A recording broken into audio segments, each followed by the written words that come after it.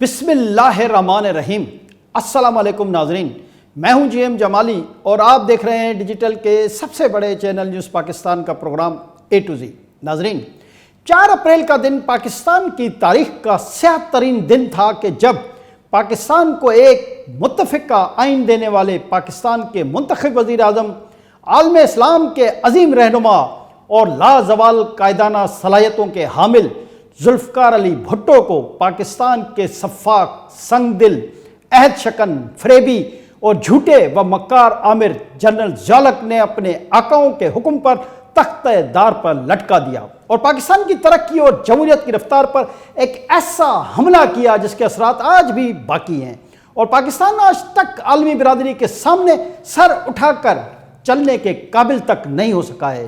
لیکن دکھ کی بات یہ ہے کہ ذوالفقار علی بھٹو کو شہید کرنے میں اس وقت کی عدلیہ نے جنرل ضیاء کی سہولت کاری کی اور آج بھی ملک میں اسی سوچ کے حامل جمہوریت کو اور جمہوری اداروں کو تباہ کرنے میں کردار ادا کر رہے ہیں اور جنرل ضیاء کے دور کی بدترین یاد دلا رہے ہیں۔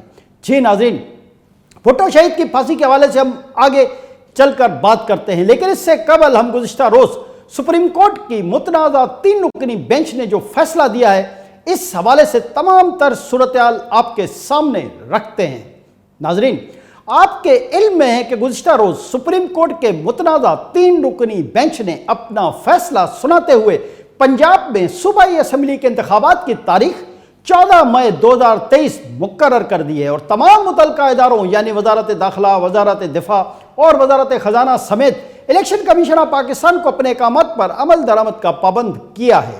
اس فیصلے کو وزیر اعظم شہباز شریف سمیت پی ڈی ایم کی اتحادی حکومت نے مسترد کر دیا ہے۔ حکومت اور ماہرین آئین و قانون کا کہنا ہے کہ chief justice of Pakistan justice Umar Ata Bandial کا فیصلہ آئین کی خلاف ورزی ہے اور اکثریت کے فیصلے کو اقلیت پر مسلط کرنے کی کوشش کی گئی ہے، جبکہ دوسری طرف مسلم لیگ نون کے قائد میاں محمد نواز شریف نے بینچ میں شامل تینوں ججوں chief justice Umar Ata Bandial, justice منیب اختر اور جسٹس اعجاز الحسن کے خلاف ریفرنس دائر کرنے کا مطالبہ کر دیا ہے۔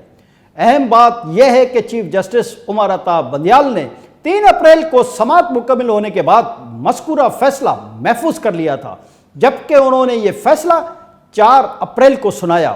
یہی فیصلہ 3 اپریل کو بھی سنایا جا سکتا تھا، لیکن فیصلہ سنانے کے لیے 4 اپریل کا انتظار کیا گیا کیونکہ اس روز پاکستان کو متفقہ آئین دینے والے شہید ذوالفقار علی بھٹو کو پھانسی بھی دی گئی تھی، جس سے اندازہ ہوتا ہے کہ شاید 4 اپریل کو فیصلہ سنانے کا مقصد جنرل ضیاء کی شفافیت اور آئین شکنی کی روایت کو تازہ کرنے کی کوشش کی گئی ہے۔ کہا جاتا ہے کہ آج بھی پاکستان کے اہم اداروں میں جنرل ضیاء کی باقیات موجود ہیں، جو آج بھی اپنے پیر جنرل ضیاء کے نقش قدم پر چل رہے ہیں، لیکن اپنی تمام تر سازشوں کے باوجود پاکستان پیپلز پارٹی نے ملک میں جمہوریت اور آئین کو زندہ رکھا ہوا ہے اور 1973 کا آئین آج بھی ذوالفقار علی بھٹو کو سلامی پیش کرتا ہے اور جنرل ضیاء اور اس کے پیروکاروں پر ملامت کرتا ہے۔ جی ناظرین، 4 اپریل چونکہ پاکستان کی تاریخ کا ایک بڑا اور بدترین سانحہ ہے، لہذا ہم اپنے پروگرام میں اس دردناک، المناک اور افسوسناک سانحے اور بھٹو کو پھانسی کا ذکر کیے بغیر نہیں رہ سکتے۔ ذوالفقار علی بھٹو کی شہادت کے بعد سپریم کورٹ کے اس وقت کے چیف جسٹس نسیم حسن شاہ نے اس بات کا اعتراف کیا کہ انہوں نے ایک غلط فیصلہ کیا تھا، وہ ایک جوڈیشل مرڈر تھا، اور نسیم حسن شاہ کے بعد اس وقت کے فوج میں موجود افسران اور رینک اینڈ فائلز نے بھی اس بات کا اعتراف کیا کہ شہید بھٹو کے ساتھ ایسا ظلم کیا گیا جس کا ازالہ کیا جانا ممکن نہیں۔ آئیے ناظرین، اس وقت کے ایک ایسے فوجی افسر کرنل رفیع کی کتاب بھٹو کے آخری 323 دن سے کچھ اقتباسات آپ کی خدمت میں پیش کریں گے جو بھٹو کی پھانسی کے وقت موقع پر موجود تھے۔ اس کتاب کے مطابق بھٹو نے تختہ دار پر لٹکنے سے پہلے یہ کہہ کر اپنی جرت، ہمت اور بہادری کو ہمیشہ کے لیے امر کر لیا۔ بھٹو نے تختہ دار پر کھڑے ہو کر گرجدار آواز میں کہا، فنش اٹ۔ شاید ان 2 الفاظ میں شہید بھٹو نے جنرل ضیاء اور اس کے حواریوں کو رہتی دنیا تک پیغام دے دیا تھا کہ ایک جمہوریت پسند لیڈر آمریت کے سامنے کبھی سر نہیں جھکا سکتا۔ جی ناظرین، 3 اپریل اور 4 اپریل کے درمیان کیا ہوا، دردناک کہانی کو ہم اپنے الفاظ میں آپ تک پہنچانے کی کوشش کرتے ہیں۔ بھٹو کی شہادت کے وقت موقع پر موجود کرنل رفیع الدین اپنی مشہور زمانہ کتاب بھٹو کے آخری 323 دن میں لکھتے ہیں کہ 3 اپریل 1989 کی صبح جیل میں جب بھٹو نیند سے بیدار ہوئے تو یکسر لا علم تھے کہ یعنی 3 اپریل ان کی زندگی کا آخری دن ہے، کیونکہ 4 اپریل رات 1 بجے انہیں تخت دار پر لٹکا دیا جائے گا۔ جیل حکام کو ان کی موت کا پروانہ وصول ہو چکا تھا۔ سورج غروب ہوتے ہی جیل کی ٹیلی فون لائنیں کاٹنے کے احکامات تھے۔ صرف ایک وائرلیس سیٹ کام کر رہا تھا جس پر پھانسی کے بعد سیکورٹی سپرنٹنڈنٹ کو بلیک ہارس کا کوڈ ورڈ کہنا تھا۔ 3 اپریل کی شام 6 بج چکے تھے۔ ذوالفقار علی بھٹو جیل میں اپنی 12 فٹ لمبی 7.5 فٹ چوڑی کوٹھڑی میں زمین پر پڑے گدے پر دراز ہیں۔ Superintendent jail Yar Muhammad, security battalion commander lieutenant colonel Rafi Uddin, magistrate درجہ اول مسٹر بشیر احمد اور جیل ڈاکٹر صغیر حسین نے سیل میں آ کر انہیں بلیک وارنٹ پڑھ کر سنایا۔ بھٹو نے لیٹے لیٹے یہ حکم سنا۔ ان کے چہرے پر کوئی اندیشہ نہیں تھا۔ جی ناظرین، جرت و شجاعت کی علامت بھٹو نے جیل سپرنٹنڈنٹ کی آنکھوں میں آنکھیں ڈال کر کہا کہ نہ تو طریقہ کار کے مطابق ان کے دیگر رشتہ داروں کو ان سے ملوایا گیا، نہ ہی پھانسی کا تحریری حکم نامہ دکھایا گیا، اور نہ ہی انہیں قانون کے مطابق 24 گھنٹے پہلے مجاز اور مستند حاکم کے ذریعے اطلاع دی گئی۔ اس موقع پر ذوالفقار علی بھٹو نے دانتوں کی تکلیف کے باعث اپنے معالج ڈاکٹر ظفر نیازی سے ملنے کی بھی خواہش ظاہر کی۔ شاید بھٹو صاحب اب بھی اس کارروائی کو ڈھونگ سمجھ رہے تھے، مگر کرنل رفیع سے اکیلے میں ہونے والی گفتگو کے بعد انہیں ادراک ہوا کہ صورتحال بدل چکی ہے۔ انہوں نے کرنل رفیع کو مخاطب ہوتے ہوئے کہا، رفیع کیا یہ ڈرامہ کھیلا جا رہا ہے؟ جواب میں افسر نے کہا کہ آخری حکم مل چکا ہے، آپ کو پھانسی دی جا رہی ہے۔ انہوں نے پوچھا کس وقت، کب؟ کرنل رفیع نے 7 انگلیاں اٹھائیں، جناب 7 گھنٹے بعد۔ وقت قطرہ قطرہ کر کے گزر رہا تھا۔ بھٹو نے اپنی مشکتی عبدالرحمان سے کہا کہ ان کی داڑھی بڑھ چکی ہے، شیو کا بندوبست کیا جائے۔ بھٹو نے 7:05 پر شیو کی۔ جی ناظرین، اب اس بات سے اندازہ کریں بھٹو کی عظمت، جرت اور شجاعت کا کہ انہوں نے اپنی پھانسی کی خبر سننے کے بعد مکمل طور پر فریش ہونے کا ارادہ کیا اور اپنی پھانسی سے 7 گھنٹے پہلے شیو کی۔